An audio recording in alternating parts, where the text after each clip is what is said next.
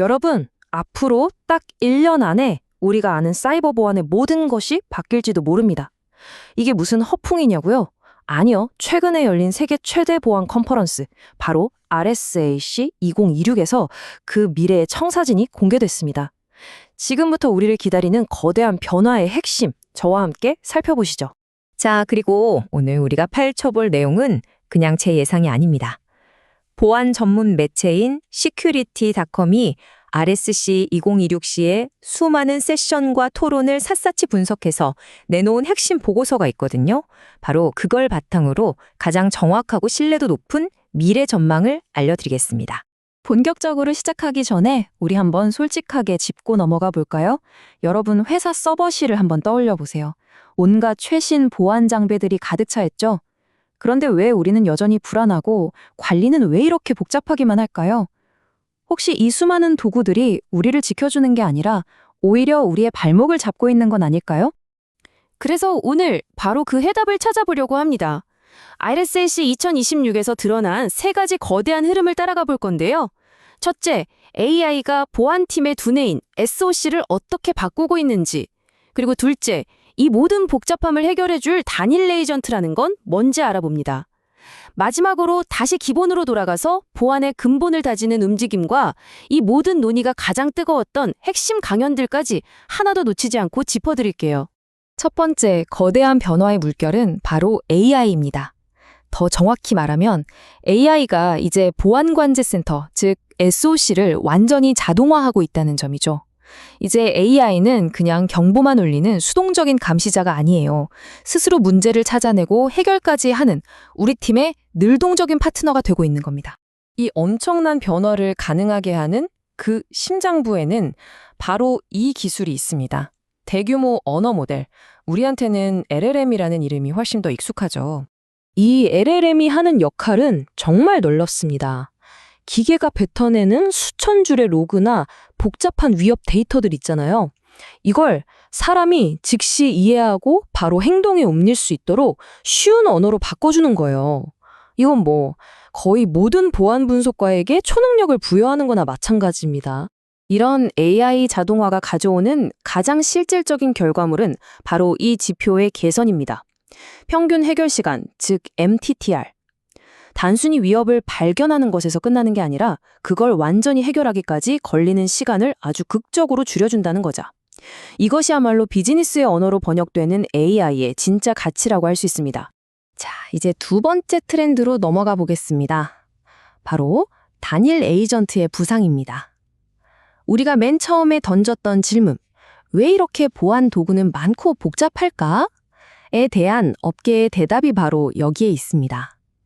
보안을 더 단순하게 그리고 더 효율적으로 만들자는 움직임이죠. 왼쪽의 현재 모습을 한번 보시죠. 어딘가 익숙하지 않으신가요? 평균 7개에서 9개의 서로 다른 보안 솔루션이 제멋대로 돌아가고 있습니다.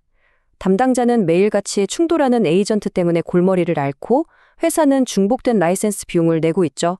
하지만 오른쪽의 미래는 완전히 다릅니다. 딱 하나의 에이전트가 이 모든 혼란을 정리하죠. 관리는 단순해지고 시스템은 안정되며 결국 총 소유 비용, 즉 TCO는 눈에 띄게 줄어들게 됩니다. 구체적인 이점은 이렇습니다. 단일 에이전트는 직원들 PC의 CPU나 메모리 같은 자원을 거의 잡아먹지 않으니까 업무 속도를 방해하지 않아요. 그리고 더 중요한 건 여러 프로그램이 서로 싸우다가 컴퓨터가 멈춰버리는 그런 에이전트 충돌 가능성 자체를 원천적으로 차단한다는 겁니다. 결국 시스템은 더 안전해지고 훨씬 더 안정적으로 운용될 수 있는 거죠. 이렇게 기반이 단일 에이전트로 잘 정리되니까 그 위에서 작동하는 엔드포인트 탐지 및 대응, 즉 EDR 같은 핵심 기능들이 훨씬 더 강력해집니다. 그리고 여기서 한 걸음 더 나아가면 이제는 확장 탐지 및 대응, 바로 XDR로 진화하고 있는 겁니다. 개별 PC를 넘어서 네트워크, 클라우드, 이메일까지 조직의 모든 데이터를 한눈에 보고 위협에 대응하는 진짜 통합 보안의 시대가 열리고 있는 거죠. 마지막 세 번째 트렌드는 좀 역설적이에요. 바로 기본으로 돌아가자는 겁니다.